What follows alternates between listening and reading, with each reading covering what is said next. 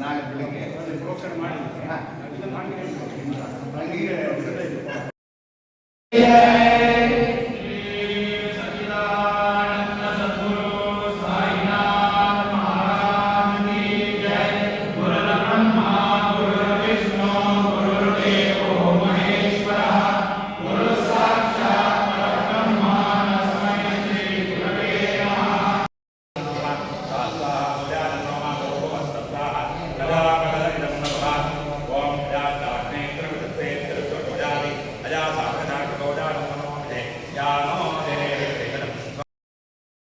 ಓಂ ಸಾಯಿರಾಮ್.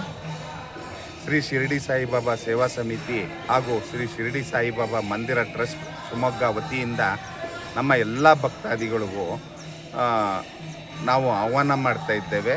ತಾವೆಲ್ಲ ಗುರುಪೂರ್ಣಿಮೆ ದಿನ ಬಂದು ಶ್ರೀ ಬಾಬಾರವರ ದಿವ್ಯ ದರ್ಶನವನ್ನು ಮಾಡಿ ಅವರ ಆಶೀರ್ವಾದವನ್ನು ಪಡೆದು ಅವರ ಪ್ರಸಾದವನ್ನು ಸ್ವೀಕರಿಸಬೇಕಂತ ತಮ್ಮಲ್ಲಿ ಮನವಿಯನ್ನು ಮಾಡುತ್ತಿದ್ದೇವೆ. ಹಾಗೂ ಗುರುಪೂರ್ಣಿಮೆ ದಿನ ಸುಮಾರು ನಮ್ಮ ಅಂದಾಜಿನ ಪ್ರಕಾರ ಹೋದ ವರ್ಷ ಸುಮಾರು 50,000 ಜನ ಭಕ್ತರು ಬಂದು ದರ್ಶನ ಮಾಡಿ ಪ್ರಸಾದವನ್ನು ಸ್ವೀಕರಿಸಿದರು. ಈ ವರ್ಷವೂ ಇನ್ನೂ ಹೆಚ್ಚಿನ ಸಂಖ್ಯೆಯಲ್ಲಿ ಭಕ್ತರು ಬಾಬಾ ಅವರ ಗುರುಪೂರ್ಣಿಮೆಗೆ ಭಾಗವಹಿಸಿ ಪ್ರಸಾದವನ್ನು ಸ್ವೀಕರಿಸ್ತಾರೆ ಅಂತ ನಾವೊಂದು ಅಂದಾಜಿಸಿದ್ದೇವೆ. ಹಾಗೂ ಎಲ್ಲರೂ ಇಲ್ಲಿ ಯಾವುದೇ ರೀತಿಯ VVIP ಸಂಸ್ಕೃತಿ ಯಾವುದೂ ಇರೋದಿಲ್ಲ. ಎಲ್ಲರೂ ಭಕ್ತರು ಇದರಿಂದ ಅವ್ರ ಪಾಡಿಗೆ ಅವರು ದರ್ಶನ ಮಾಡ್ತಾರೆ. ತಾವೆಲ್ಲ ಬಂದು ದರ್ಶನ ಮಾಡಬೇಕು ಅಂತ ಸಮಿತಿ ವತಿಯಿಂದ ತಮ್ಮಲ್ಲಿ ಕಳಕಳಿಯಾಗಿ ಮನವಿಯನ್ನು ಮಾಡ್ತಿದ್ದೇವೆ. ಧಾರ್ಮಿಕ ಕಾರ್ಯಕ್ರಮ ಹಾಗೂ ಇಂದು 28ನೇ ತಾರೀಕು ನಮ್ಮ ಬಾಬಾ ಮಂದಿರದಲ್ಲಿ ಹೋಮ ಹವನ ನಡೀತಾ ಇದೆ. ಬೆಳಗ್ಗೆ 8 ಗಂಟೆಯಿಂದ ಹೋಮ ಎಲ್ಲ ಸ್ಟಾರ್ಟ್ ಆಗಿದೆ. ಸೊ ಸುಮಾರು 12:30ವರೆಗೂ ಹೋಮಗಳೆಲ್ಲ ನಡೆದು ಪೂರ್ಣಾಹುತಿ ಆಗುತ್ತೆ. ನಂತರ ಆರತಿ, ಮಧ್ಯಾಹ್ನ ಆರತಿ ಆಗುತ್ತೆ. ಯಥಾ ಪ್ರಕಾರ ನಾಳೆ ಶ್ರೀ ಹುಣ್ಣಿಮೆ ಇರುವುದರಿಂದ ಸಾಯಿ ಸತ್ಯನಾರಾಯಣ ಪೂಜೆ ಇರುತ್ತದೆ.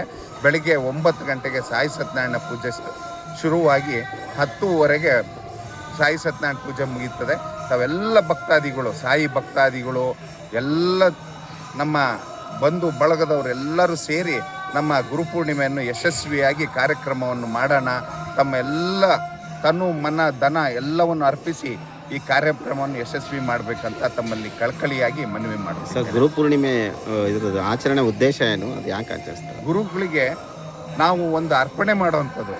ಗುರುಗಳು ನಮಗೆ ಯಾವಾಗಲಾದರೂ ಮುಂದೆ ಗುರಿ ಇರಬೇಕು, ಹಿಂದೆ ಗುರು ಇರಬೇಕು.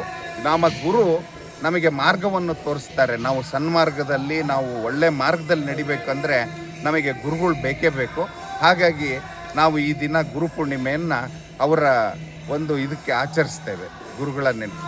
ನಿಮ್ಮ ಹೆಸರು ಹೇಳಿ ಸರ್. ನಾನು ಶ್ರೀ SB ತೋಟದಂತ. ನಾನು ಈ ಸಮಿತಿಯ ಹಾಗೂ ಮಂದಿರ ಟ್ರಸ್ಟ್ನ ಅಧ್ಯಕ್ಷನಾಗಿ ಕಾರ್ಯನಿರ್ವಹಿಸುತ್ತಿದ್ದೇನೆ.